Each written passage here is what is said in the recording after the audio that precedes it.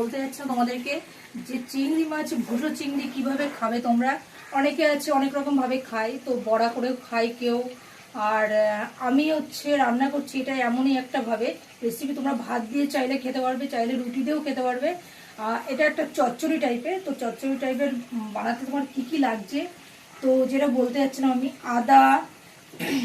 আদার paste, আর তোমার লঙ্কার paste, তারপরে তোমার রসুনের পেস্ট, পেঁয়াজের পেস্ট, আর তোমার তোমার জিরের গুঁড়ো আর ধনের গুঁড়ো, এইসবগুলো দিয়ে আর কি তোমার যেরকম যেরকম মশলা আর কি মাংসতে লাগে, তো সেই সব মশলাই আর কি এভাবে দিতে হবে।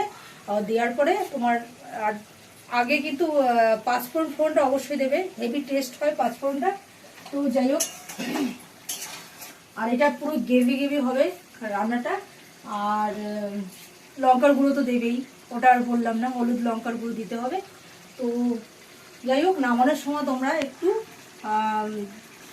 ধনে পাতা কুচানো দিয়ে দেবে সবার শেষে আর কি। তো যাই হোক, আমি এটা একদম কষা কষা করবো।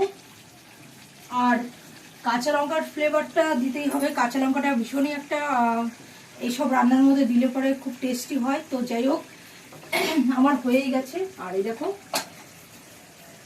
আর ভাত হয়ে গেছে দেখো। তো যাই হোক, ভাত হয়েছে, আর কিছু করবো না, এটাই করলে হয়ে যাবে। তো এইসবই আর কি, একটু মানে অল্প অল্প রান্না। তো আমরা দুজন মানুষ খাবো এখন, তো সেই কারণে আমাদের মোটামুটি হয়ে যাবে, বেশি কিছু করলাম না। আর তারপরে সকালের আশেপাশে কাজ তো সারা হয়েই গেছে। তো যাই হোক, আর কালকে তো ওয়েদারটা কি বাজে ওয়েদার ছিল, আজকে রোদ্দুরটা উঠেছে। যাই হোক, খুবই ভালো লাগছে, মানে খুবই আনন্দ লাগছে রোদ্দুরটা ওঠাতে। আর কালকে তো পুরো বৃষ্টিতে একদম পুরো শেষ করে দিয়েছে, সারাদিন বৃষ্টি, তার মধ্যে আবার মেঘলা ওয়েদার। মানে মানে কি যে কষ্ট করে চান করেছি, চান করতে ইচ্ছা করছিল না একদম বন্ধুরা। তো যাই হোক গাইস, তোমরা আমার মতন কে কে চান করতে কষ্ট পেয়েছো প্লিজ প্লিজ তাড়াতাড়ি কমেন্ট করো আমাকে। আর এইভাবেই আমাকে সাপোর্ট করো, সবসময় পাশে থাকো এরভাবে। তো এটাই আমি চাইবো। আর তো আজকে আমি রোদ্দুরটা উঠেছে বলে ভীষণই ভালো লাগছে।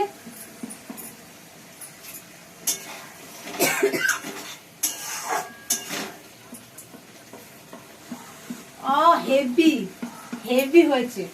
তো যাই হোক গাইস, তোমরাও একদিন এই ভুসো চিংড়ি চচ্চড়ি করে দেখো, দারুণ লাগে, দারুণ রুটি দিয়ে ভাত দিয়ে সবেতেই ভালো লাগে। তো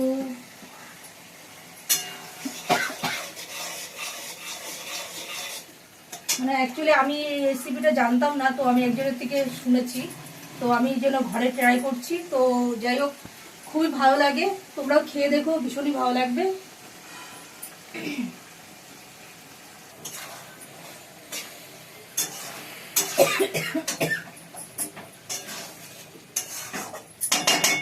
তো গাইস, এই দেখো আমার হয়ে গেছে। ওয়াও, কি দারুণ হয়েছে। তো তোমরা খেলে পরেই বুঝতে পারতে। তো কে কে খেতে চাও প্লিজ প্লিজ আমাকে কমেন্ট করো তাড়াতাড়ি করে, আর চলে আসো, কে কে খেতে চাও চলে আসো। আর চলে আসার আগে প্লিজ প্লিজ তোমরা কমেন্ট করো আমাকে, কে কে ভালোবাসো এটা খেতে, মানে ভুসো চিংড়ি কে কে খেতে ভালোবাসো, চিংড়ি মাছ খেতে কে কে ভালোবাসো। তো আমি তো ভীষণভাবে ভালোবাসি চিংড়ি মাছ, তো তাই জন্য আমি আজকে এই ভুসো চিংড়িটাই নিয়ে নিলাম। বড় চিংড়ি পেলাম না যেহেতু, কি করব, ভাবলাম যে এটা একটু করে রান্না করে দেখি কেমন লাগবে। তো যাই হোক, আমার তো মনে হচ্ছে গন্ধটা শুকেই মনে হচ্ছে এখনই ভাত খাই। তো ভীষণই একটা মানে স্মাইলটা মানে মানে সেন্টটা এত সুন্দর লাগছে, মানে কি বলবো তোমাদেরকে, ফ্লেভারটা খুব সুন্দর লাগছে।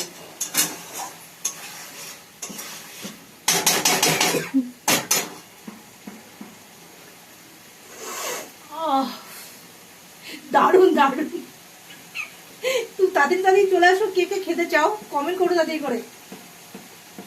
আর যারা নতুন যারা বন্ধু আছো প্লিজ প্লিজ আমাকে বেশি বেশি করে সাবস্ক্রাইব করো, আর বেশি বেশি করে ফলো করো, এটাই আমি চাইবো। ওকে,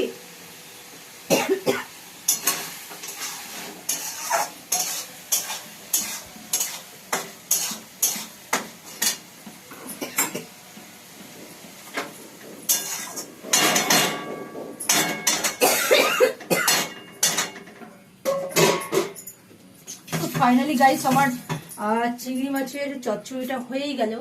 তো এইবার আমি আরেকটু এই ভাতটা খাবো। তো প্লিজ তোমরা তাড়াতাড়ি করে চলে আসো, কে কে খেতে চাও।